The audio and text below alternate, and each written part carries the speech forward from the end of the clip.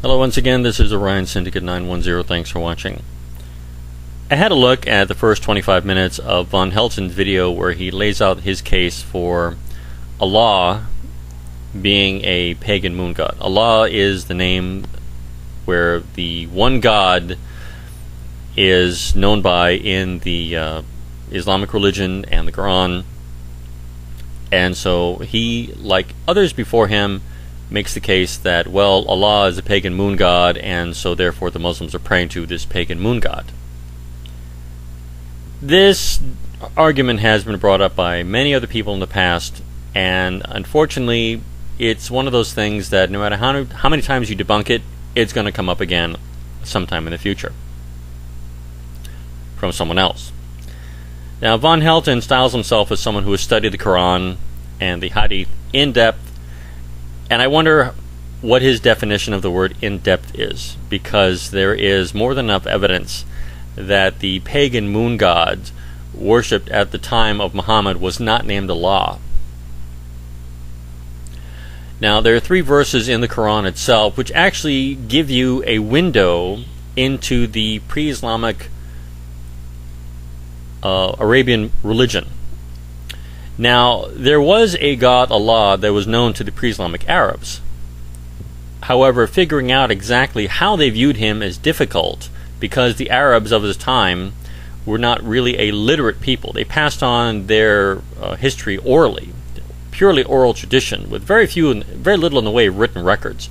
It was only after the rise of Islam, and the Arabs began to emphasize much more learning how to read and write. And this mindset, of course, eventually led to this massive expansion, the Islamic Renaissance, we call it today. But there are 3 verses in the Quran, in chapter 29, verse 61, chapter 31, verse 25, and chapter 39, verse 38, which give you a look into the pre-Islamic Arab mind of who they saw Allah as being, what He did.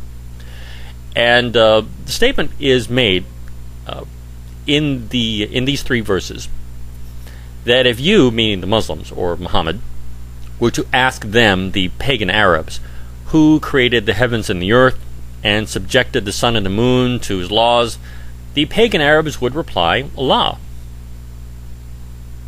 Okay, so you get from these 3 verses that the pagan Arabs saw Allah as the actual creator of everything.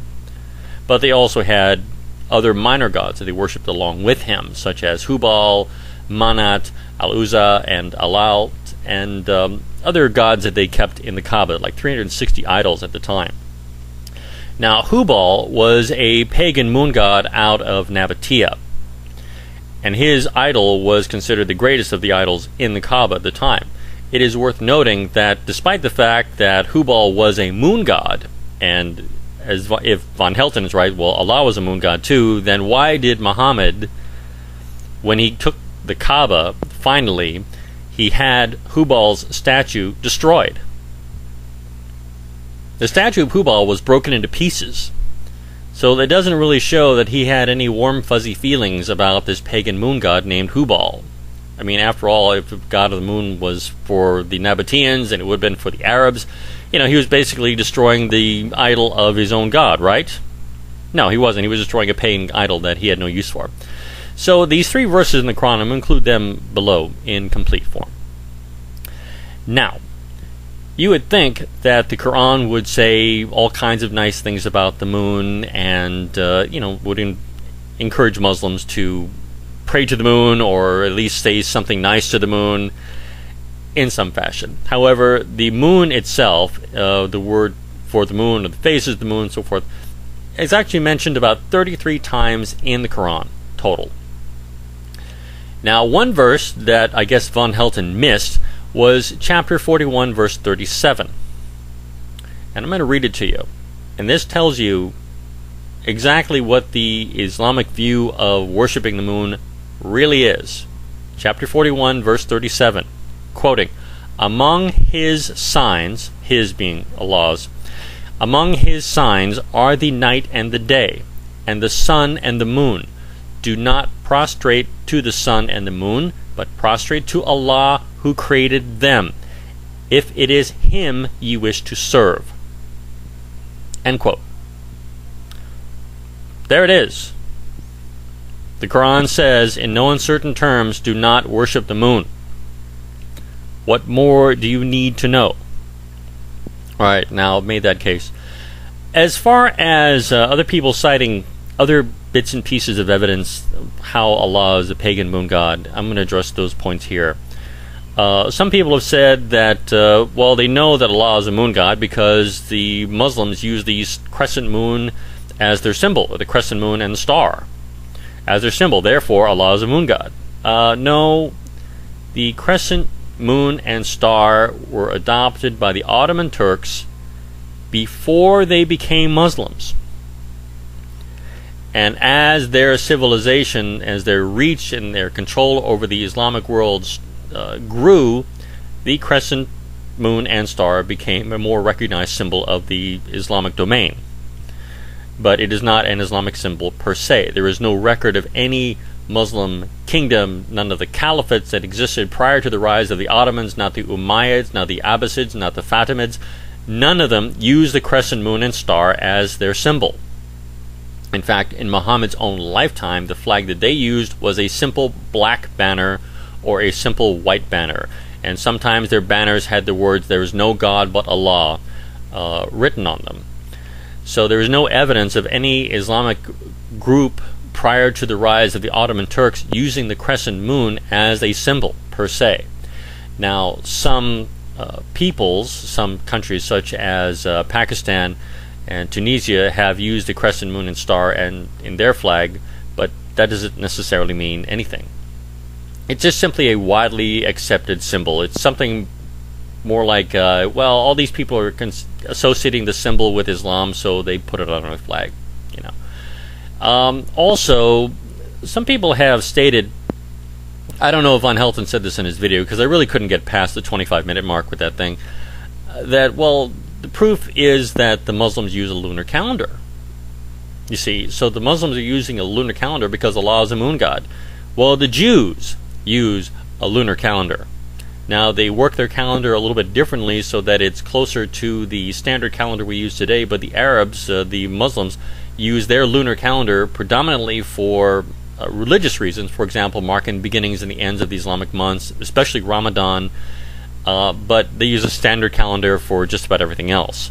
So the fact that the Muslims use a lunar calendar doesn't mean anything, because you'd also have to judge the Jews for doing this same thing. Now, VonHelton, who styles himself as a student of religion, he made a statement in his video that is so obviously wrong.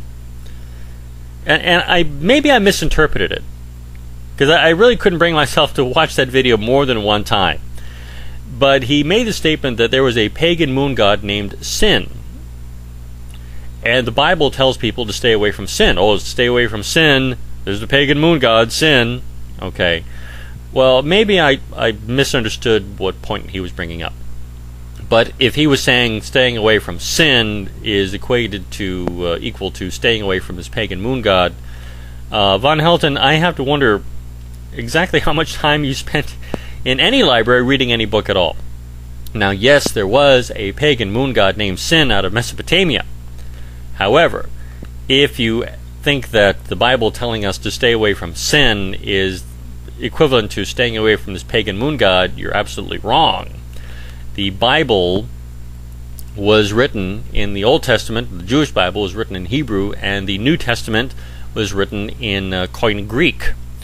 Now, neither of these two texts have the word sin as we pronounce it in English to describe the breaking of God's laws. Now, in Hebrew, there are several words. The word pesha, which means to trespass, or a sin which is done out of rebelliousness. There is avera, which means transgression. The most commonly translated word in Hebrew, which we translate as sin in English, is the Hebrew word het, which means to go astray, which is very similar to the Greek word used in the New Testament for sin, which is hamartia, which actually translates as to go, to miss the mark. Another word for sin in the New Testament is not as much used. It is parabasis. Now, if VonHelton styles himself as a student of religion, I really think that this guy needs to crack a few more books, and to use Aleister Crowley as some sort of scholarly reference. What Aleister Crowley says, and it doesn't. I hate to bring this up to you, VonHelton. Yeah, I know you're a YouTube partner, and I'm not. But the fact is that Aleister Crowley's statement about anything is irrelevant. And if you want to take him as the figure to point to and say, well, see what Aleister Crowley said, and he reversed words, dude, doesn't mean a goddamn thing. You don't know what you're talking about. This whole Allah is a moon god thing is one bullshit argument. It has no basis in historical fact.